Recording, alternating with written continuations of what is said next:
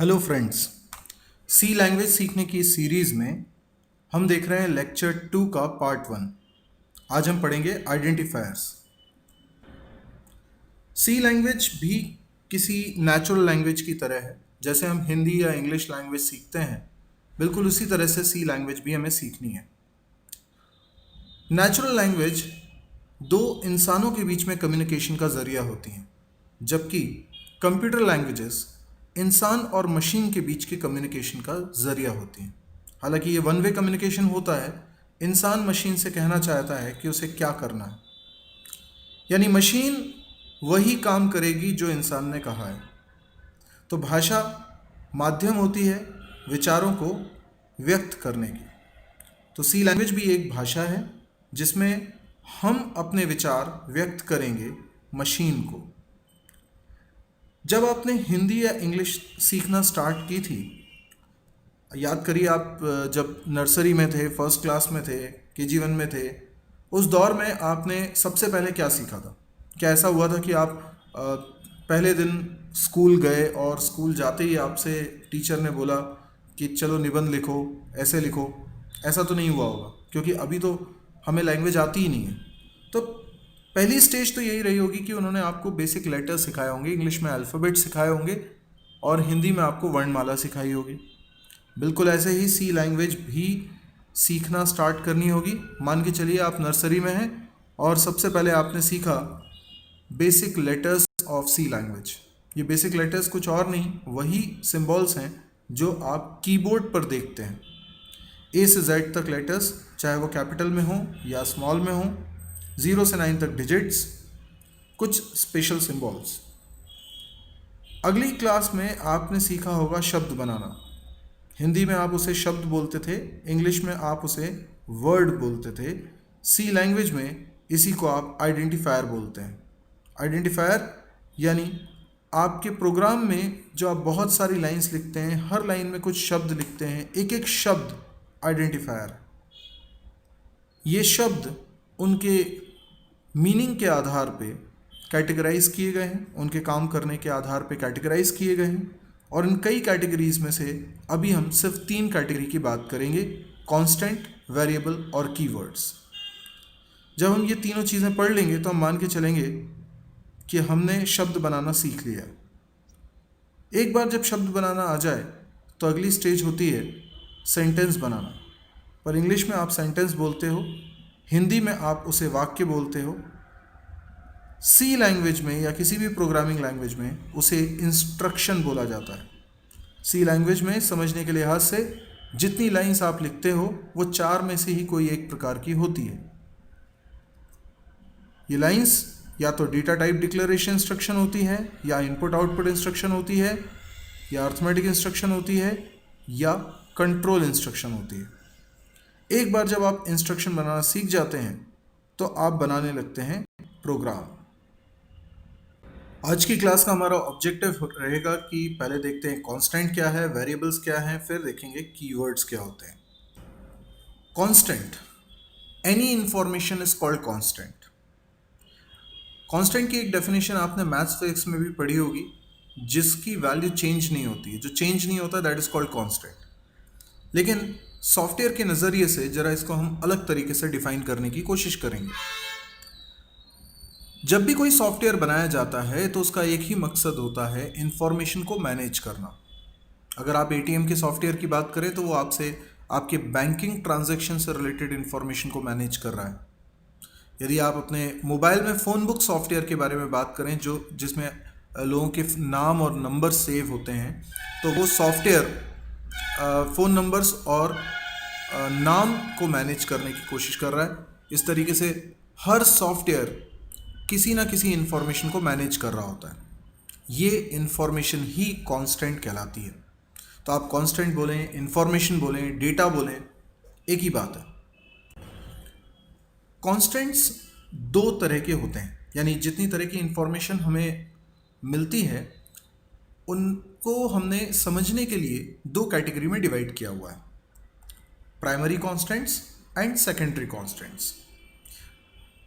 Primary constants को further 3 category में divide किया हुआ है: इंटीजर, रियल और कैरेक्टर। जबकि सेकेंडरी कॉन्स्टेंट्स की कई कैटेगरीज हैं: array, string, pointer, union, structure, enumerator. सबसे पहले हमें प्राइमरी कॉन्स्टेंट्स ही समझना है, सेकेंडरी कॉन्स्टेंट्स हमें काफ़ी बाद में जाके समझना है। इंटीजर कांस्टेंट क्या है? एक ऐसा कांस्टेंट एक जो कि नंबर है और ऐसा नंबर जिसमें पॉइंट नहीं लगा। फॉर एग्जांपल -55 ये एक इंटीजर कांस्टेंट है, 25 ये भी एक इंटीजर कांस्टेंट है, 0 ये भी एक इंटीजर कांस्टेंट है। यानी एक ऐसा नंबर जिसमें पॉइंट ना लगा हो उसको हम इंटीजर कांस्टेंट कहते हैं। जब भी कोई सॉफ्टवेयर बनाएंगे किसी ना किसी तरह की इंफॉर्मेशन को तो हम मैनेज कर ही रहे होंगे। प्रोग्रामिंग करते वक्त हमें सबसे पहले ये समझना होता है कि जिस इंफॉर्मेशन को हम मैनेज कर रहे हैं वो इंफॉर्मेशन किस तरह की है, यानी उसका नेचर क्या है। जैसे हमको लगा कि हमें किसी व्यक्ति की एज को मैनेज करना है, तो एज क्या है? एक इंटीजर वैल्यू। तो हमें समझ में आ रहा है कि कोई भी सॉफ्टवेयर बनाते वक्त जिस इंफॉर्मेशन को हमें मैनेज करना है वो एक कांस्टेंट है, और वो कांस्टेंट या तो इंटीजर होगा या रियल होगा या कैरेक्टर होगा या सेकेंडरी कांस्टेंट्स में से कोई एक होगा। रियल कांस्टेंट्स वो नंबर्स होते हैं जिनमें पॉइंट लगा होता है, जैसे 21.4 या 3.56, -0.065, ये सभी रियल कांस्टेंट्स हैं। 2.0, अब कई लोगों को ये लगता है कि पॉइंट के बाद ज़ीरो है तो इसमें और 2 में कोई फ़र्क नहीं है। हाँ, मैथ्स में फ़र्क नहीं है, लेकिन सी लैंग्वेज के अंदर 2 लिखना और 2.0 लिखना अलग अलग बातें हैं, क्योंकि इसको हैंडल करने में अलग अलग कोड चलता है, अलग अलग तरीके से इसको हैंडल किया जाता है। तो 2 अगर लिखेंगे तो वो कहलाएगा इंटीजर कांस्टेंट, 2.0 लिखेंगे तो वो कहलाएगा रियल कांस्टेंट। कैरेक्टर कांस्टेंट क्या है? कोई भी सिंबल जिस पे सिंगल कोट्स लगा हो, जैसे ए के ऊपर सिंगल कोट्स लगा है तो वो कैरेक्टर कांस्टेंट है। कैपिटल बी ये भी एक कैरेक्टर कांस्टेंट है, पर सिंगल कोट्स नहीं लगाएंगे तो ये कैरेक्टर कांस्टेंट नहीं है। कोई भी सिंबल से मेरा मतलब अल्फ़ाबेट के अलावा भी बहुत सारे सिंबल्स होते हैं। ए से जेड तक अल्फ़ाबेट है, उसके अलावा भी बहुत सारे सिंबल्स हैं, वो सब कैरेक्टर कांस्टेंट है। स्पेस भी एक कैरेक्टर कांस्टेंट है, तो अगर आपने केवल सिंगल कोट्स लगाया हुआ है, बीच में एक स्पेस दी हुई है, तो हम बोलेंगे स्पेस कैरेक्टर कांस्टेंट। कोई डिजिट भी कैरेक्टर कांस्टेंट हो सकता है, जैसे आपने लिखा 2 और उस पर सिंगल कोट्स लगा दिया, तो अब वो इंटीजर नहीं है, अब वो कैरेक्टर कांस्टेंट है। क्या -3 कैरेक्टर कांस्टेंट है? नहीं। कैरेक्टर कांस्टेंट की शर्त यह है कि उसमें एक ही सिंबल होना चाहिए। अब -3 में -1 सिंबल है और 3 एक सिंबल है, इसलिए वो कैरेक्टर कांस्टेंट नहीं है। 3.4 ये भी कैरेक्टर कांस्टेंट नहीं है, भले ही सिंगल कोट्स लगाए, लेकिन इसमें सिंबल एक से ज़्यादा है। 3 है, पॉइंट है, 4 है, तो 3 सिंबल हो गए, जबकि एक ही सिंबल अलाउड है। अगर हमने किसी का नाम लिखा, जैसे मेरा नाम है सौरभ, और सिंगल कोट्स में लिख दिया, तो ये कैरेक्टर कांस्टेंट नहीं है, क्योंकि इसमें भी एक से ज़्यादा कैरेक्टर्स आ रहे हैं। तो चलिए, आपको समझ में आ गया कि इंटीजर, रियल और कैरेक्टर क्या होते हैं। तो एक सवाल का जवाब दीजिए, आपका मोबाइल नंबर ये कैसा कांस्टेंट? यस, ये इंटीजर कांस्टेंट। और मोबाइल में जो बैलेंस है वो कैसा कांस्टेंट है? वो रियल कांस्टेंट है, क्योंकि वो पॉइंट में हो सकता है। आपके घर में कितने लोग हैं? मे बी 4 होंगे, 5 होंगे, 6 होंगे, तो ये क्या है? ये इंटीजर कांस्टेंट है। ओके, आपके शहर का नाम क्या है? आपके शहर का नाम जैसे भोपाल, तो क्या ये इंटीजर है? नहीं। क्या ये रियल है? नहीं, ये तो नंबर ही नहीं है। क्या ये कैरेक्टर कांस्टेंट है? नहीं, क्योंकि कैरेक्टर कांस्टेंट की शर्त है कि उसमें एक ही सिंबल आ सकता है और किसी भी शहर के नाम में एक से ज़्यादा कैरेक्टर्स होंगे। तो एक से ज़्यादा कैरेक्टर कांस्टेंट को मिलाकर एक इंफॉर्मेशन बनी है भोपाल, तो इसको हम बोलते हैं स्ट्रिंग। इसको जनरली हम डबल कोट्स में लिखते हैं। स्ट्रिंग क्या है? Sequence of characters. तो हमने समझा कि स्ट्रिंग कई सारे कैरेक्टर्स को मिलाकर बन रहा है। स्ट्रिंग देखिए सेकेंडरी कॉन्स्टेंट्स की लिस्ट में है, जिसका मतलब है सेकेंडरी कॉन्स्टेंट्स वो कॉन्स्टेंट्स होते हैं जो प्राइमरी कॉन्स्टेंट्स की सहायता से बनते हैं। तो स्ट्रिंग भी तो कैरेक्टर्स को मिलाकर बन रहा है। ये सिर्फ एक ओवरव्यू देने के लिए है कि सेकेंडरी कॉन्स्टेंट्स क्या होते हैं, लेकिन इतना समझ में आ रहा है कि सेकेंडरी कॉन्स्टेंट पढ़ने से पहले हमें प्राइमरी कॉन्स्टेंट अच्छे से पता होना चाहिए। अब समझने की कोशिश करते हैं वेरिएबल क्या होता है, पर इससे पहले देखिए कि जब भी हमारा प्रोग्राम रन होता है उसे रैम में कुछ मेमोरी मिलती है। मान लीजिए ये रैम है, हमारे प्रोग्राम को कुछ मेमोरी मिली। प्रोग्राम को जो मेमोरी मिली है, अगर 16 बिट के आर्किटेक्चर की बात करें तो 64 किलोबाइट्स मेमोरी मिली है।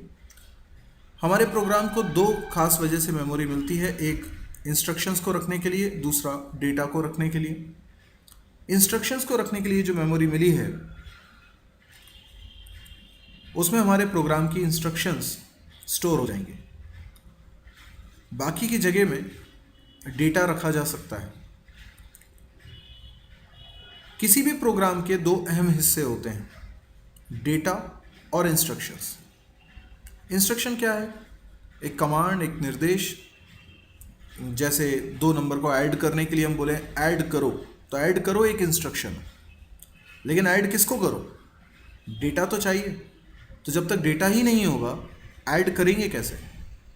इसलिए प्रोग्राम में इंस्ट्रक्शंस डेटा को यूज़ करती हैं। तो इंस्ट्रक्शंस के साथ साथ डेटा की भी ज़रूरत हर प्रोग्राम में होगी। तो ये दो अहम हिस्से होते हैं। अब डेटा कहाँ रखा होगा? तो डेटा भी इसी मेमोरी के अंदर रखा होगा।